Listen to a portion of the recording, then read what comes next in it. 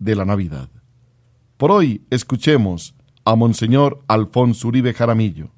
Jesús es el Señor. Esta meditación tiene como tema Jesús es el Señor.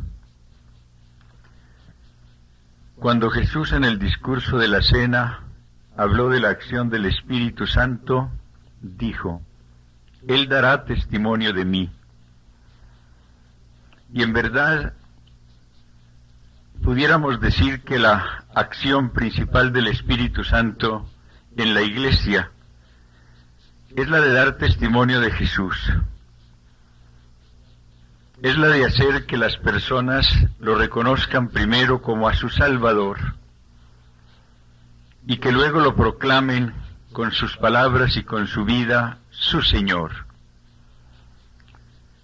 De esta manera, el Señor Jesús es glorificado por todos en la Iglesia en cumplimiento de la promesa del Padre. Lo he glorificado y lo glorificaré todavía más. Esta proclamación y realización del señorío de Cristo es el principal fruto de la renovación espiritual carismática que está llegando a toda la Iglesia en este momento providencial. Y en la medida en que avance este río del Espíritu, Jesús será proclamado Señor de las vidas, será glorificado como Señor. Antes de la conversión, el hombre es esclavo del pecado. Jesús lo dijo: en verdad os digo, el que hace pecado es esclavo del pecado. Por eso el hombre pecador rinde culto a distintos ídolos que tienen nombres diferentes como sexo, avaricia, economía, técnica, política, hechicería, poder mental, etc. La conversión, que es el primer don del Espíritu Santo en nosotros, tiene que empezar por la destrucción de esos ídolos que nos esclavizan para poder disfrutar de la libertad de los hijos de Dios. El Señor profetizó por medio de Ezequiel: os rociaré con agua pura y seréis purificados. De todas vuestras manchas y de todos vuestros ídolos os purificaré. Ya por boca del mismo profeta nos había dicho que cada uno vaya a destruir sus ídolos. Después yo juro que me escucharéis. No olvidemos que cuando Yahvé promulgó su ley, nos dijo: no habrá para ti otros dioses delante de mí. Yo soy Yahvé, no hay ningún otro fuera de mí. Ningún Dios existe. Todo es nada fuera de mí. Por eso cuando el escriba pregunta a Jesús cuál es el primer mandamiento, él le dice: el primero es: escucha, Israel, el Señor nuestro Dios es el único Señor. Y amarás al Señor tu Dios con todo tu corazón, con toda tu alma, con toda tu mente y con todas tus fuerzas. Notemos bien que no se trata únicamente de proclamar a Dios como a nuestro único Señor. Tenemos también que amarlo. Amarlo como a Señor con todo el corazón, con toda el alma y con todas las fuerzas. La tragedia mayor y más constante del hombre ha sido primero la de haber querido ser como Dios y luego la de haber rendido culto a los dioses con minúscula, que son sus ídolos. Hoy sucede lo mismo. El hombre tiene que escoger entre Dios o los dioses, entre el Señor o los ídolos. el autor alemán de Cristianismo entre dos límites escribe: al oírlo de idolatría, nuestra imaginación se va a regiones extremadamente alejadas y extrañamente pensamos que es un resto oscuro que ha logrado sobrevivir, que tuvo su razón de ser en una época de la historia de la humanidad largamente superada y que hoy se da a lo sumo en algunas regiones de la Tierra sin civilizar y apartadas, es decir, un fenómeno de un tiempo y de una geografía susceptible de interesar a los arqueólogos, historiadores de la religión y etnólogos, pero que nada tiene que ver con nosotros, empeñados como estamos, además, en domeñar, bastante trabajosamente por cierto, la complicada realidad de nuestros días que solicita todas nuestras fuerzas. Pero en verdad, en manera alguna es la idolatría una cosa tan alejada y tan primitiva. Antes, al contrario, se nos muestra como una realidad muy viva, extremadamente moderna y muy diferenciada, cuyas raíces se hunden en el hombre mismo, tal como es, era y seguirá siendo. Para hacerse una idea cabal del fenómeno de la idolatría, partamos de una sencilla observación accesible a cualquiera. Las cuestiones del tiempo y del dinero son cuestiones objetivas. Para una cosa que nos llega al alma tenemos siempre tiempo y dinero, pese a que tal vez estemos amenazados por vencimientos de las letras y en caja apenas queden fondos. Para lo que nos importa no escatimamos medios y a lo que nos preocupa le dedicamos nuestras horas mejores. Si analizamos ahora qué cosa sea la que nos parezca hasta tal punto importante que para ella dispongamos siempre de tiempo y dinero, constataremos que o bien hay que situarla en la dirección de aquello que tiene una importancia capital en nuestra vida, o que sencillamente sea sin más esa misma cosa capital. Capital viene de caput, cabeza, es decir, que aquello que nos importa lo más es por definición lo que está arriba, lo que sobresale de todo lo demás, aquello a lo que dedicamos nuestros favores máximos, lo que literalmente nos trae de cabeza. Tenemos pues que esta cosa fundamental o capital a la que levantamos nuestro espíritu es equivalente en la práctica a aquella otra para la que en la historia de las religiones se ha acuñado el concepto de Dios. Dios es para el hombre aquello que le parece fundamental en este mundo y que por eso mismo aspira a constituirlo en el lado capital de su vida. Ocurre pues que bien sea oculta o abiertamente, o bien en forma refleja o inconsciente, cada hombre tiene su Dios, o es el verdadero o es un ídolo, pues cada cual tiene en su vida, en el sentido apuntado, un punto de referencia básico a lo que se entrega, pues para él lo es todo, ya que todo se lo dio con anterioridad a él. El hombre, en verdad, o se entrega totalmente a Dios como a su Señor, o convierte a una criatura en su pequeño Dios, y a ella se entrega también con una esclavitud lamentable.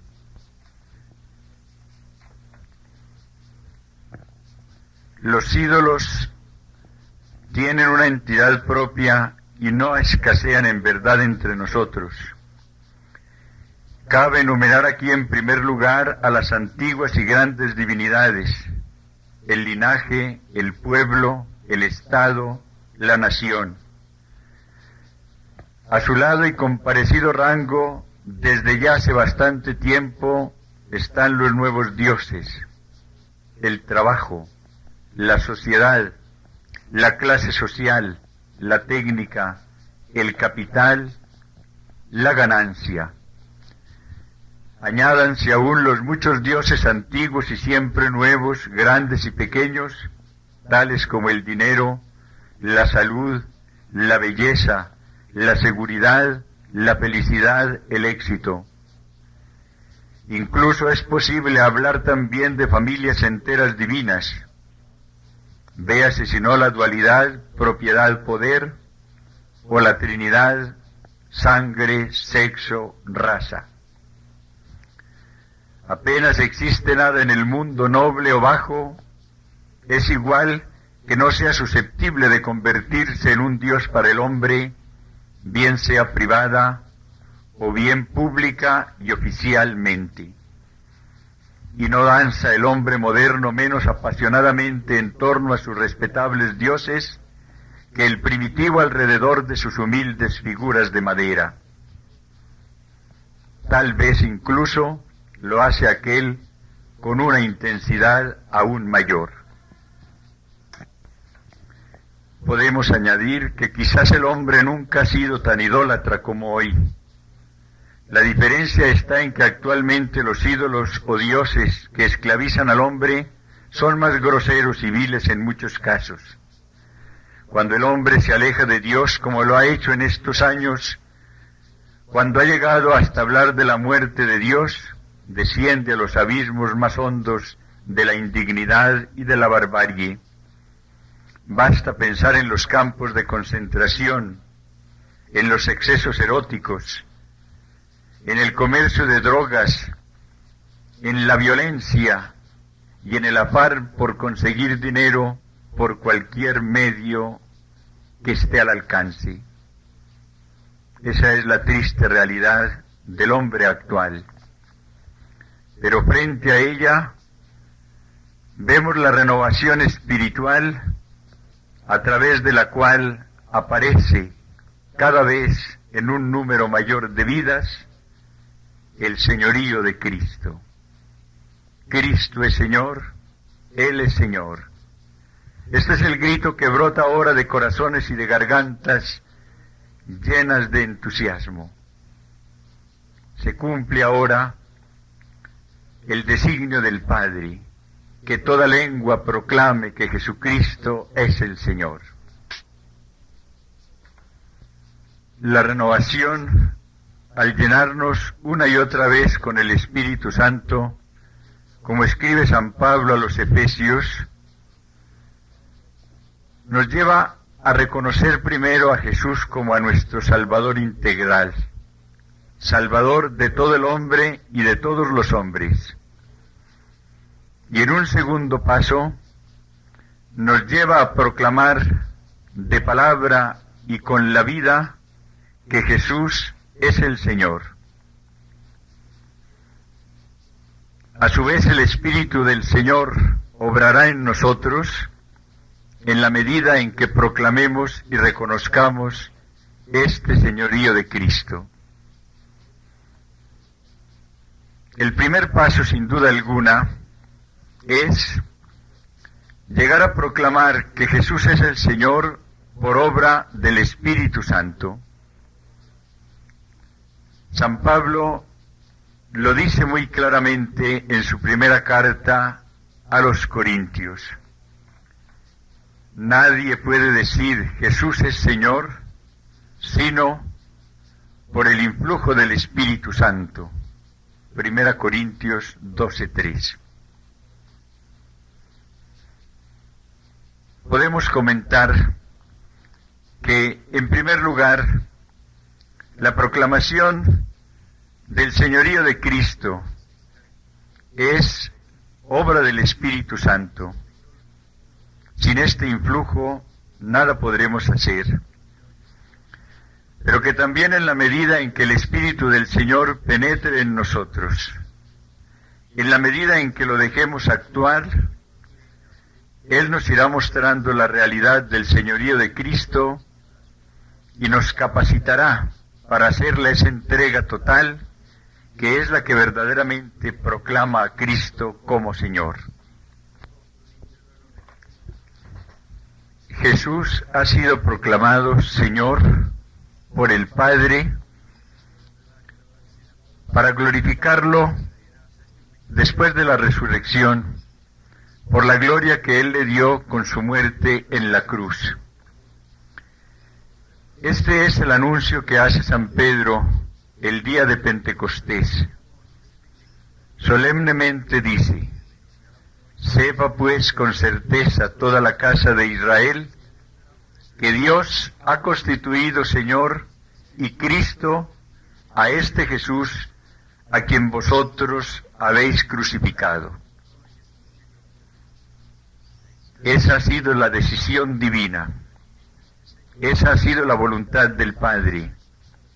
Nosotros debemos acatarla con humildad y con alegría. ¿Por qué el Padre proclama a Jesús Señor? Porque Cristo, a lo largo de su vida, buscó únicamente la gloria de su Padre.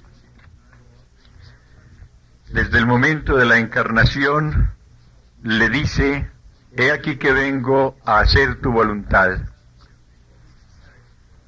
En el templo, cuando a la edad de 12 años lo encuentran sus padres, les dice: ¿por qué me buscabais? ¿No sabíais que debo estar en las cosas de mi Padre? Durante su ministerio podrá decir: honro al Padre. Este fue siempre el lema de su vida. Mi alimento, dirá a los apóstoles, es hacer la voluntad de mi Padre y llevar a término su obra. Cuando compone la oración que le piden los discípulos, nos ordena pedir ante todo que el nombre de Dios sea santificado, que venga su reino, que se haga su voluntad en todas partes. En el discurso de la cena podrá decir: Padre, te he glorificado sobre la tierra, he realizado la obra que me encomendaste. Había podido también aseverar con toda sinceridad: yo no busco mi gloria, busco la gloria de aquel que me ha enviado. Y es con su muerte en la cruz como da gloria infinita de la manera más perfecta a su Padre. Él se inmola para reconocer el señorío del Padre. Él da su vida ante todo para glorificar a su Padre. La respuesta del Padre, que había anunciado que glorificaría a Jesús, es precisamente proclamar por medio de Pedro el día de Pentecostés lo que oyeron aquellas gentes y nosotros también hemos oído. Sepa con certeza toda la casa de Israel que Dios ha constituido Señor y Cristo a este Jesús a quien vosotros habéis crucificado. San Pablo conoció muy bien esta verdad y por eso escribió así a los romanos en el capítulo 14. Si vivimos, vivimos para el Señor. Si morimos, morimos para el Señor. En la vida y en la muerte somos del Señor. Para esto murió y resucitó Cristo, para ser Señor de vivos y muertos. Porque Cristo murió para ser el Señor, Señor de muertos y de vivos. Caigamos en la cuenta de que el señorío que recibe Cristo es en su humanidad. Como verbo era el Señor desde la eternidad, como el Padre y el Espíritu Santo. Pero Jesús, el que nace de María, el que es crucificado, muerto y sepultado, y resucita al tercer día, es proclamado Señor por el Padre. Todo en adelante lo tendrá Él por cabeza, como escribe San Pablo a los Efesios. Esa es la voluntad del Padre. Es admirable el prólogo de la carta a los Efesios. Bendito sea el Dios y Padre de nuestro Señor Jesucristo, que nos ha bendecido con toda clase de bendiciones espirituales en los cielos en Cristo, por cuanto nos ha elegido en Él antes de la creación del mundo para ser santos e inmaculados en su presencia en el amor, destinándonos de antemano a ser sus hijos adoptivos por medio de Jesucristo, según el beneplácito de su voluntad, para alabanza de la gloria de su gracia con la que nos agració en el amado. En Él tenemos por medio de su sangre la redención, el perdón de los delitos según la riqueza de su gracia, que ha prodigado sobre nosotros en toda sabiduría e inteligencia, dándonos a conocer el misterio de su voluntad, según el benévolo designio que en Él se propuso de antemano, para realizarlo en la plenitud de los tiempos, hacer que todo tenga a Cristo por cabeza, lo que está en los cielos y lo que está en la tierra. No se trata únicamente de restaurar todo en Cristo, de algo más importante todavía. Todo debe tener por cabeza, por jefe, por centro a Jesús, al Cristo, al que nos ha redimido con su sangre. A Él todo honor y toda gloria por los siglos de los siglos. Más explícito será todavía San Pablo acerca del señorío de Cristo cuando escribe a los filipenses: Sentid entre vosotros lo mismo que Cristo, el cual, siendo de condición divina, no hizo alarde de ser igual a Dios, sino que se despojó de sí mismo, tomando condición de siervo, haciéndose semejante a los hombres, y apareciendo en su parte como hombre, y se humilló a sí mismo, obedeciendo hasta la muerte y muerte de cruz, por lo cual Dios le exaltó y le otorgó el nombre que está sobre todo nombre, para que al nombre de Jesús toda rodilla se doble en los cielos, en la tierra y en los abismos, y toda lengua confiese que Cristo Jesús es Señor, para gloria de Dios Padre. El nombre sobre todo nombre que otorga Dios a Cristo al exaltarlo es precisamente el de Señor. Él había recibido ya el nombre de Jesús, que quiere decir Salvador. Ahora recibirá otro nombre, no para sustituir al primero de Salvador, sino para agregarlo a Él. Este nombre es Señor.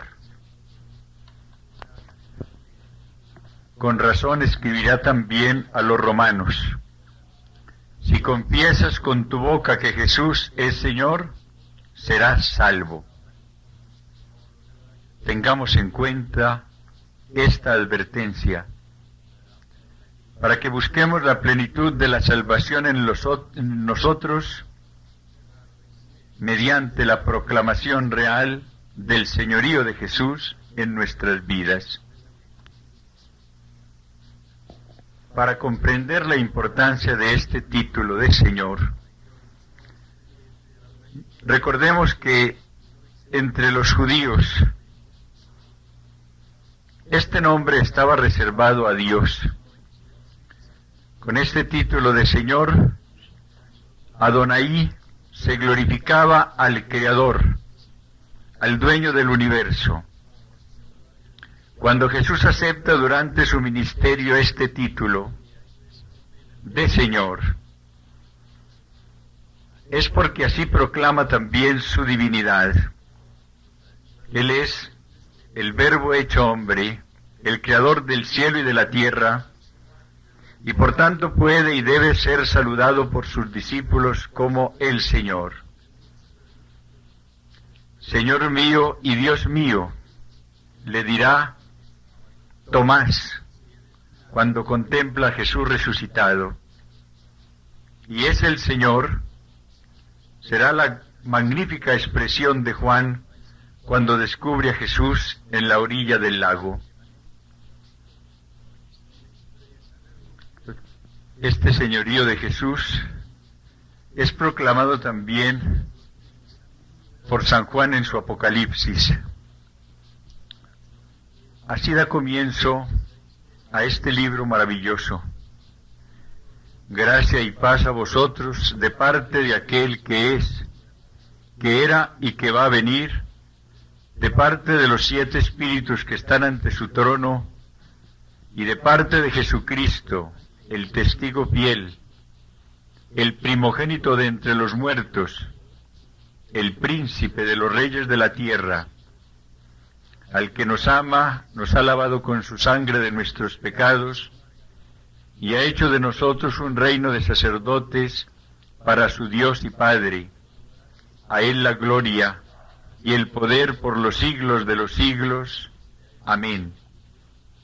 Mirad, viene acompañado de nubes, todo ojo le verá, hasta los que le traspasaron, y por Él harán duelo todas las razas de la tierra.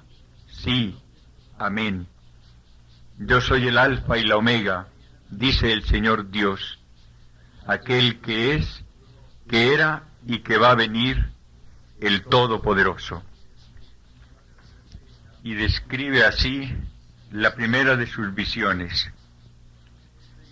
Me volví a ver qué voz era la que me hablaba, y al volverme vi 7 candeleros de oro, y en medio de los candeleros, como a un hijo de hombre, vestido de una túnica talar, ceñido el pecho con un ceñidor de oro.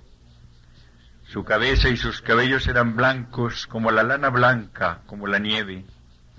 Sus ojos como llama de fuego. Sus pies parecían de metal precioso acrisolado en el horno. Su voz como ruido de grandes aguas. Tenía en su mano derecha 7 estrellas, y de su boca salía una espada aguda de 2 filos. Su rostro como el sol cuando brilla con toda su fuerza. Cuando le vi, caí a sus pies como muerto. Él, poniendo su mano derecha sobre mí, dijo: No temas, yo soy el primero y el último, el que vive. Estuve muerto, pero ahora estoy vivo por los siglos de los siglos, y tengo las llaves de la muerte y del Hades. Escribe pues lo que has visto. Más adelante nos describirá la alabanza que recibe el Cordero. El Cordero se acercó y tomó el libro de la mano derecha del que está sentado en el trono. Cuando lo tomó, los 4 seres y los 24 ancianos se postraron delante del Cordero. Tenía cada uno una cítara y copas de oro llenas de perfumes, que son las oraciones de los santos. Y cantan un cántico nuevo diciendo: Eres digno de tomar el libro y abrir sus sellos, porque fuiste degollado, y con tu sangre compraste para Dios hombres de toda raza, lengua, pueblo y nación, y has hecho de ellos para nuestro Dios un reino de sacerdotes, y reinan sobre la tierra. Y en la visión oí la voz de una multitud de ángeles alrededor del trono, de los seres y de los ancianos. Su número era miríadas de miríadas y millares, y decían con fuerte voz: Digno es el Cordero degollado de recibir el poder, la riqueza, la sabiduría, la fuerza, el honor, la gloria y la alabanza. Y toda criatura del cielo y de la tierra, de debajo de la tierra y del mar, todo lo que hay en ellos, oí que respondían: al que está sentado en el trono y al Cordero, alabanza, honor, gloria y potencia por los siglos de los siglos. Y los 4 seres decían, amén. Y los ancianos se postraron para adorar. San Pablo, en su carta a los Corintios, nos habla de este reinado de Jesús sobre toda la creación, que ha de durar hasta el final de los siglos. Luego el fin, cuando entregue a Dios Padre el reino, después de haber destruido todo principado, dominación y potestad, porque debe él reinar hasta que ponga a todos sus enemigos bajo sus pies. El último enemigo en ser destruido será la muerte, porque ha sometido todas las cosas bajo sus pies. Mas cuando él dice que todo está sometido, es evidente que se excluye a aquel que ha sometido a él todas las cosas.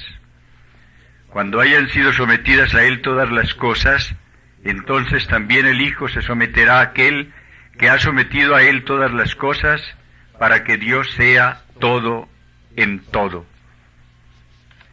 Así se realiza a perfección el orden maravilloso puesto por Dios. Todo es vuestro, y vosotros de Cristo, y Cristo de Dios, como escribe también San Pablo en su primera carta a los Corintios.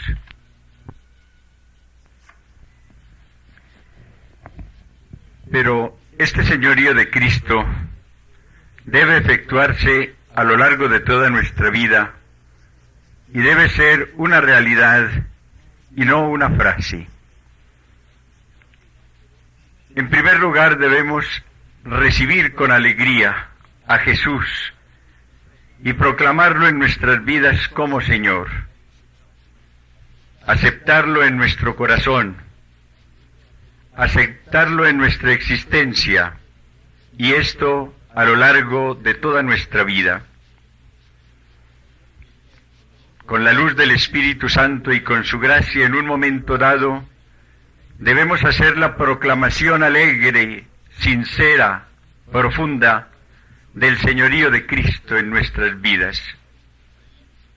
Debemos decir, Hosana al Señor, Hosana a Jesús, Salvador y Señor. Ojalá cada persona tuviese ese momento especial de su vida, en el cual de una manera consciente, alegre y generosa, proclamase personalmente el señorío de Jesús, lo recibiese como Señor con alegría, y abriese de par en par las puertas de su persona para que Él tome posesión de ella. Invitarlo después a que progresivamente tome posesión de todas las áreas de nuestra vida, llegue a ser el centro de la existencia, el dueño de todas las áreas de la persona. La proclamación abarca todo el ser en un instante, pero la realización de este señorío es progresiva.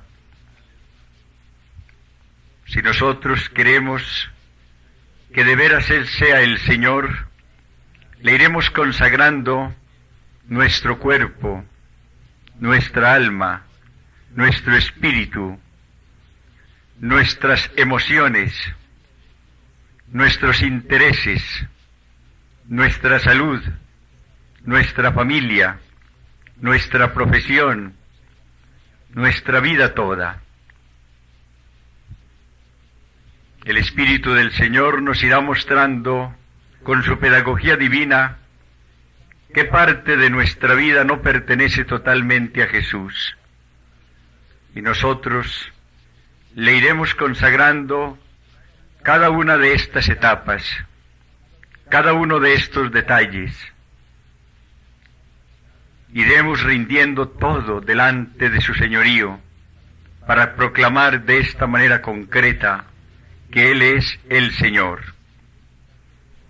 Le iremos dando una tras otra todas las llaves de nuestra existencia. Le iremos abriendo todas las alas para que Él verdaderamente entre como Rey y como Señor. Todos los aspectos de nuestra vida se entregarán alegremente al Señor. Con el poder del Espíritu le daremos todo cuanto nos pida. Lo que al principio parece un imposible, se convertirá en realidad, porque el Padre quiere que Jesús reine, que Jesús sea el Señor, y el Espíritu quiere realizar esta obra en cada uno de nosotros. La gran pregunta que debemos formularnos siempre es esta: ¿Cristo es el centro de mi vida? ¿Cristo es el móvil de mi vida? ¿Cristo es el gran objetivo de mi vida? ¿Cristo verdaderamente es mi Señor? La lucha que tenemos que librar contra el egoísmo, contra el amor propio, contra nuestras concupiscencias, es fuerte y constante. Se trata de un nacimiento nuevo constante, un nacimiento del Espíritu, un renacer en el Señor. En la medida en que éste tenga cumplimiento, se afianzará en nosotros el señorío de Jesús. Preguntémonos hoy, delante de este Jesús a quien proclamamos Señor, le hemos entregado nuestro cuerpo y lo hemos convertido en hostia santa como nos pide su apóstol, o lo dedicamos al culto del placer.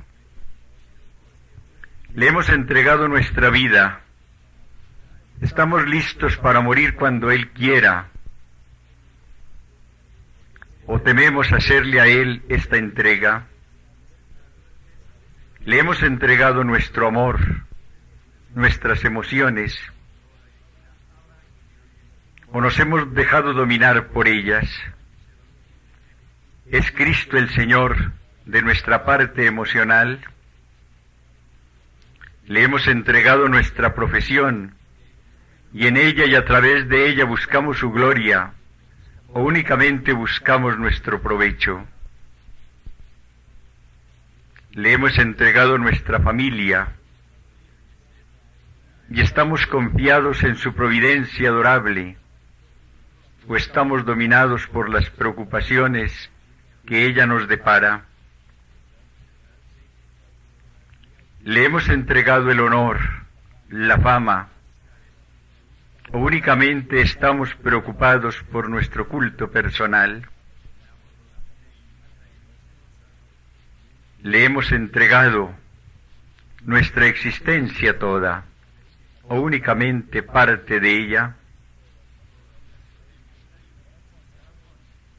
Y una pregunta todavía más concreta, que en gran parte nos indicará hasta dónde nos hemos entregado generosa y totalmente al Señor. Él es el dueño de nuestros bienes materiales, es el dueño de nuestro dinero, es el Señor de los objetos que poseemos, o creemos que esto no tiene que ver con el Señor. ¿Es ese tal vez un seto vedado al que no le permitimos entrar a Jesús? Es el Señor de nuestra economía. La hemos puesto al servicio del Señor. Dejamos que Él disponga para su gloria y el bien de nuestros hermanos. O allí hemos puesto nosotros un dominio verdaderamente exclusivo. El Señor sabe muy bien que el dinero es dueño de muchas vidas, es Señor para muchos, y por eso nos dice en su Evangelio: nadie puede servir a dos señores, porque aborrecerá a uno y amará al otro, o bien se entregará a uno y despreciará al otro. No podéis servir a Dios y al dinero. Servimos al dinero nosotros en este momento, o servimos únicamente al Señor? Hemos cometido el error de creer que simultáneamente podemos servir a estos dos señores, a Jesús y a las riquezas. Es la pregunta más difícil para contestar, pero es necesario que nosotros demos respuesta, que nosotros le digamos a Jesús si verdaderamente lo tenemos por Señor o si tenemos que reconocer delante de Él que tenemos otro Señor que se llama el dinero. La manera más perfecta de demostrar que verdaderamente reconocemos el señorío de Jesús en nuestros bienes temporales es dedicar todo lo que no sea necesario para nosotros al beneficio de nuestros hermanos. Pero como esto es difícil, podemos preguntarnos si estamos haciendo una demostración más sencilla del señorío de Cristo en nuestros bienes, y es mediante la donación del diezmo como obsequio al Señor y manifestación de que Él es el dueño de todo. En la profecía de Malaquías leemos estas palabras tan importantes. Decís, ¿en qué hemos de volver? ¿Debe un hombre defraudar a Dios? Pues vosotros me defraudáis a mí.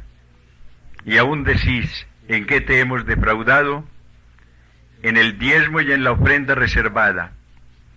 De maldición estáis malditos, porque me defraudáis a mí vosotros, la nación entera. Llevad el diezmo íntegro a la casa del tesoro, para que haya alimento en mi casa, y ponedme hacia prueba, dice Yahvé Sebaot, a ver si no os abro las esclusas del cielo, y no derramo sobre vosotros la bendición hasta que ya no quede, y no ahuyento de vosotros al devorador, para que no os destruya el fruto del suelo, y no se os quede estéril la viña en el campo, dice Yahvé Sebaot. Todas las naciones os felicitarán entonces, porque seréis una tierra de delicias, dice Yahvé Sebaot.